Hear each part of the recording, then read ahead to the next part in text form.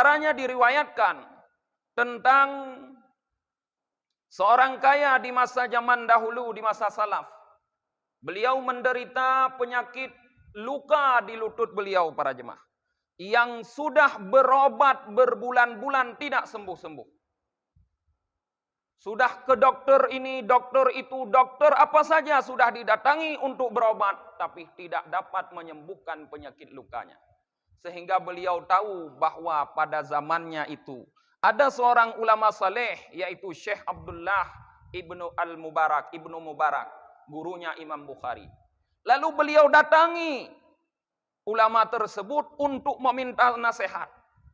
Apa yang harus beliau lakukan sehingga Allah menghilangkan sakit yang ada di lutut beliau. Datanglah orang kaya ini kepada Syekh Abdullah ibnu Mubarak, para jemaah.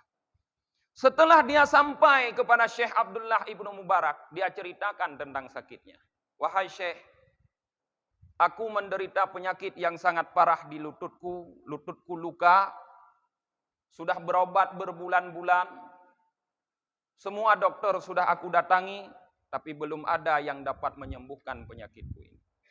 Berikanlah nasihat kepadaku, wahai Syekh, agar aku dapat melakukan sesuatu yang membuat Allah menyembuhkan penyakitku.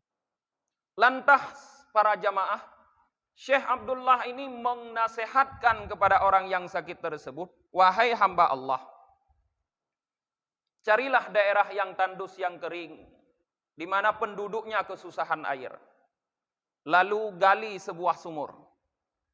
Setelah engkau menggali sumur, maka dalam sumur itu akan memunculkan mata air yang mengeluarkan air.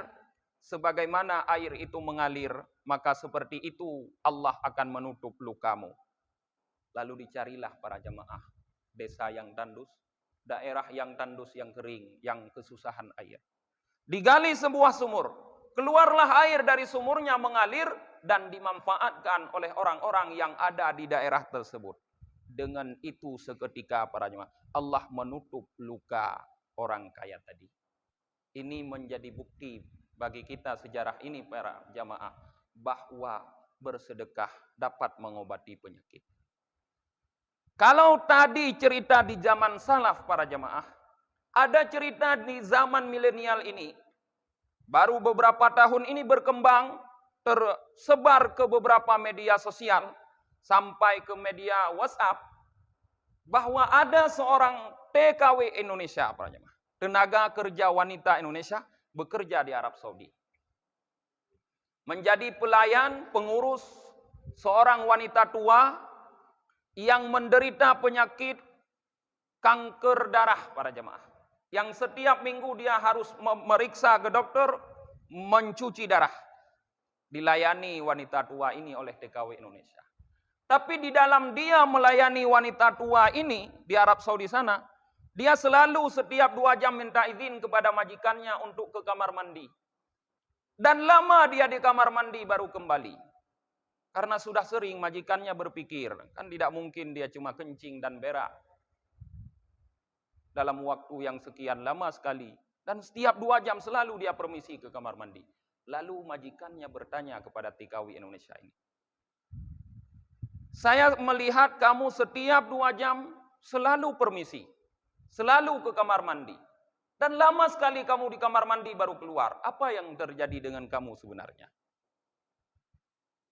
TKW ini para jamaah bercerita kepada majikannya, wahai majikanku, sebenarnya aku datang ke sini bekerja padamu, baru menikah dan baru melahirkan seorang anak. Anakku pada saat ini baru berusia beberapa bulan, sehingga seharusnya aku sedang menyusui dia. Tapi karena himpitan ekonomi di sana, aku terpaksa datang ke sini untuk bekerja dan meninggalkan anakku yang seharusnya menyusui. Maka setiap 2 jam sekali aku permisi ke kamar mandi adalah untuk memeras air susuku. Kalau aku tidak memeras, maka aku tidak tahan rasa sakit. Setelah majikannya mendengar keluhan atau permasalahan yang terjadi pada TKW ini para jemaah, lalu majikannya berkata kepada TKW ini, wahai pegawaiku, besok kamu pulang ke kampung kamu. kamu tidak boleh bekerja lagi. Pulang susui anak kamu. Setelah anakmu berumur 2 tahun, kamu sudah selesai menyusui, baru kamu boleh kembali lagi ke sini dan bekerja lagi di rumah ini. Besoknya para jemaah, ternyata majikannya sudah menyiapkan tiket pesawat dan sudah menyiapkan amplop yang berisi uang. Dikasihlah tiket pesawat untuk pulang ke Indonesia dan amplop yang berisi uang yang tidak dihitung, tidak dilihat oleh TKW ini berapa jumlahnya. Dia baru beberapa bulan bekerja para jemaah. Pulanglah TKW itu ke kampung halamannya, ke daerah Jawa. Setelah sampai di kampung halamannya, dalam keadaan yang sedih karena dia merasa dipecat dari pekerjaan, padahal dia sangat membutuhkan pekerjaan, dia melihat, membuka amplop tersebut dan melihat apa isinya, berapa, karena dia baru berapa bulan bekerja. Ternyata para jamaah di saat TKW tersebut melihat isi amplop yang diberikan oleh majikannya adalah uang sejumlah gaji 2 tahun kerja.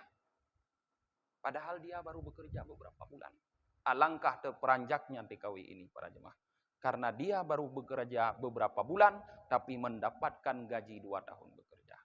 Sedangkan di Arab Saudi sana para jemaah, karena sudah tiba waktunya untuk kembali datang ke klinik, ke dokter untuk memeriksakan ibunya tadi yang sakit itu, maka majikannya membawa ibunya yang sakit untuk periksa.